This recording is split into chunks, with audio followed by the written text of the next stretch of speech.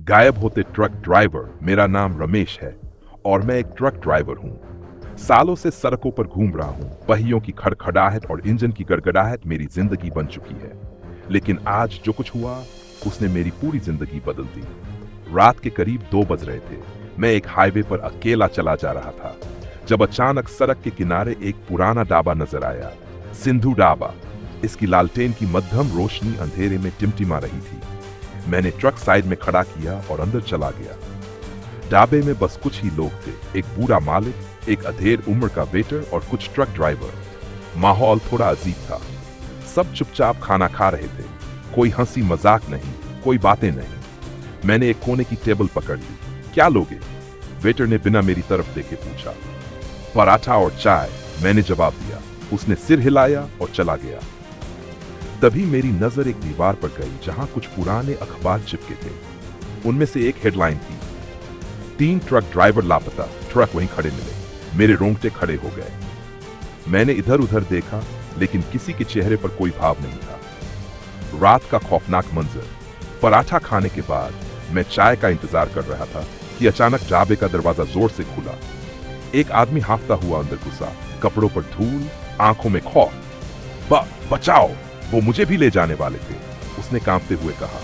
सबकी नजरें उसकी तरफ उठीं, लेकिन किसी ने कुछ नहीं कहा। बूढ़ा मालिक धीरे धीरे उठा और उस आदमी के पास जाकर बोला, तू बच गया?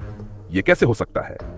उस आदमी ने कांपते हुए कहा, मैं झाड़ियों में कूद गया था, पर मैंने देखा वो बाकी तीनों को अंधेरे में खींच कर ले गए। मेरी सांसें तेज हो गई।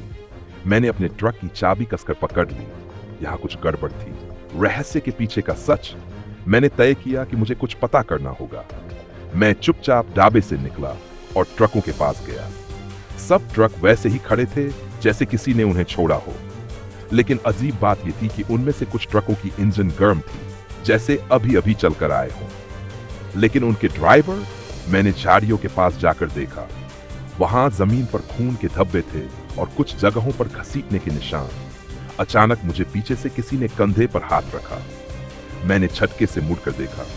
बूढ़ा मालिक खड़ा था। उसकी आंखों में अजीब चमक थी। तू बहुत ज्यादा जानने की कोशिश कर रहा है बेटा, उसने ठंडी आवाज में कहा। भागने की कोशिश? मेरे दिल की धड़कनें तेज हो गई। मैं तेजी से अपने ट्रक की तरफ भागा, लेकिन तभी 4-5 आदमी झाड़ियों के पीछे से निकले। उनके हाथों में रस्सियां और हथियार थे। भाग नहीं पाएगा रमेश, बूढ़े ने हंसते हुए कहा। मुझे समझ आ गया था, यह ढाबा एक जाल था। जो भी ड्राइवर यहां आता उसे गायब कर दिया जाता। लेकिन क्यों? असली वजह। तभी एक आदमी बोला, इन्हें जिंदा मत छोड़ो वरना पुलिस तक बात पहुंच जाएगी। मैंने पूरी ताकत से खुद को छुड़ाया और ट्रक की तरफ दौड़ा। एक आदमी ने मेरे ऊपर झपट्टा मारा, लेकिन मैं फुर्ती से ट्रक में चढ़ गया और इंजन स्टार्ट कर दिया। ट्रक गियर में डालते ही मैंने पूरी ताकत से एक्सीलरेटर दबाया और ढाबे की तरफ बढ़ा दिया। धड़ाम! ढाबे की एक दीवार गिर गई। पीछे खड़े लोग चिल्लाने लगे, लेकिन मैं रुका नहीं। ट्रक सीधा हाईवे पर दौड़ पड़ा। मैंने पीछे देखा। बूढ़ा और उसके आदमी अंधेरे में गायब हो चुके थे। मैं किसी तरह शहर पहुंचा और पुलिस को पूरा मामला बताया। जब पुलिस उस ढाबे पर पहुंची तो वहां कुछ नहीं मिला। न वो बूढ़ा, न उसके आदमी, न ही कोई ट्रक ड्राइवर। बस वहां एक पुराना जला हुआ ढाबा था, जैसे कई सालों से बंद पड़ा हो। लेकिन मेरे ट्रक पर खून के धब्बे अब भी थे और मैं अब भी उन चीखों को सुन सकता था। क्या वो सब सच था, या कोई प्रेतात्माएं थीं, या फिर कोई संगठित गिरोह? लेकिन उस रात के बाद मेरी जिंदगी पहले जैसी नहीं रही। अजनबी कॉल और एक नई मुसीबत। उस रात के बाद मैंने दोबारा कभी उस रास्ते से जाने की हिम्मत नहीं की। लेकिन कहानी यहीं खत्म नहीं हुई। 3 दिन बाद रात के करीब 8 बजे मेरा फोन बजा। मैंने कॉल उठाई। भाग सकता है तू? हम तुझे देख रहे हैं। मेरी रगों में खून जम गया। आवाज धीमी थी, लेकिन उसमें ऐसा कुछ था जो मेरे दिमाग को झकझोर रहा था। कौन बोल रहा है? अगर तू ज्यादा जानना चाहता है तो वापस वहीं आ, ढाबे के खंडहर पर। कॉल कट गई। खतरनाक सफर की शुरुआत। मुझे समझ नहीं आ रहा था कि यह कोई इंसान था या कुछ और। लेकिन एक चीज पक्की थी, यह सिलसिला खत्म नहीं हुआ था।